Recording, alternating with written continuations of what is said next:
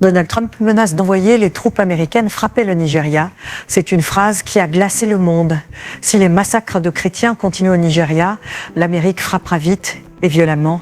Ces mots ne viennent pas d'un général ni d'un chef de guerre, mais du président des États-Unis. Donald Trump, fidèle à son style explosif, menace d'envoyer l'armée américaine sur le sol africain. Une première depuis des décennies. Et derrière cette déclaration, une idée folle, une croisade moderne menée par Washington. Oui, Trump semble prêt à faire la guerre au nom de la foi. Nous sommes le 1er novembre 2025. Sur sa plateforme Truth Social, Donald Trump écrit « Les chrétiens sont massacrés au Nigeria et le gouvernement n'agit pas. L'Amérique ne regardera pas sans rien faire. » Quelques minutes plus tard, Reuters, AP et Al Jazeera confirment le président américain a demandé au Pentagone d'étudier des options militaires. En clair, la machine de guerre américaine pourrait se mettre en route. Le Nigeria, géant africain de 220 millions d'habitants, est déjà au bord de l'explosion. Depuis des années, des affrontements sanglants opposent communautés chrétiennes et musulmanes, éleveurs et agriculteurs, groupes terroristes et civils. Mais cette fois, un tweet présidentiel a transformé une crise interne en menace mondiale.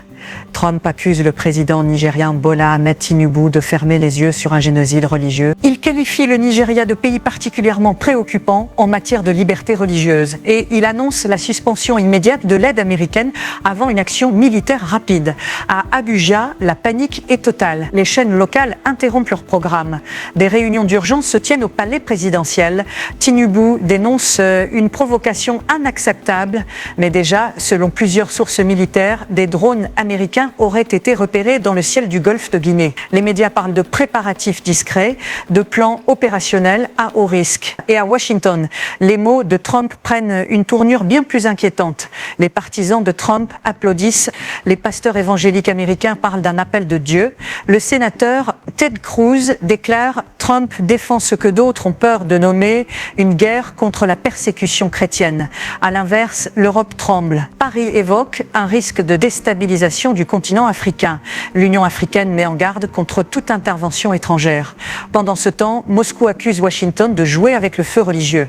Et Pékin, discrètement, renforce sa présence militaire dans le port nigérien de Lekki. Sur les réseaux sociaux, les hashtags explosent. Pré-Fort Nigeria, Trump War, Croisade 2025. Des vidéos virales montrent des prêtres américains appelant à la défense des frères du Sud. Et certains analystes parlent déjà d'une nouvelle guerre froide religieuse. Mais derrière la foi et les discours se cachent des calculs bien plus politiques. Trump ne défend pas seulement les chrétiens du Nigeria. Il défend son électorat évangélique, sa base la plus fidèle, à un an de l'élection présidentielle. Cette posture lui permet de se présenter comme le sauveur du monde chrétien. Et elle détourne l'attention de ses procès, de ses divisions internes et de ses rivaux politiques. Mais sur le plan géopolitique, le risque est immense. Le Nigeria n'est pas un petit État fragile, c'est la première économie d'Afrique, le premier producteur de pétrole du continent et un partenaire clé dans la lutte antiterroriste. Une intervention américaine là-bas serait un cataclysme. Les djihadistes s'en serviraient comme propagande, les puissances africaines dénonceraient un néocolonialisme religieux et les États-Unis risqueraient d'être entraînés dans une guerre sans fin. Pourtant, Trump continue. Il répète dans un meeting à Houston « S'il touche encore à un seul chrétien, nous frapperons fort et vite ». Une phrase, une menace, mais peut-être un ordre. Le monde est suspendu à un fil. Jamais un président américain n'avait menacé directement une nation africaine au nom de la religion. Jamais la foi n'avait été utilisée comme prétexte à une intervention militaire. Et aujourd'hui, Donald Trump joue avec l'idée. Une croisade moderne sous drapeau américain. Le Nigeria, pris entre chaos et fierté nationale, promet de se défendre face à toute agression. Les diplomates s'activent, les satellites scrutent. Et dans le silence des bases américaines, les moteurs des avions restent en veille. Personne ne sait si Trump bluffe, mais tout le monde sait une chose. Quand il parle de guerre, il finit souvent par la faire. C'était Monde Plus, l'actualité mondiale sans filtre. Abonne-toi pour plus de vidéos d'actualité.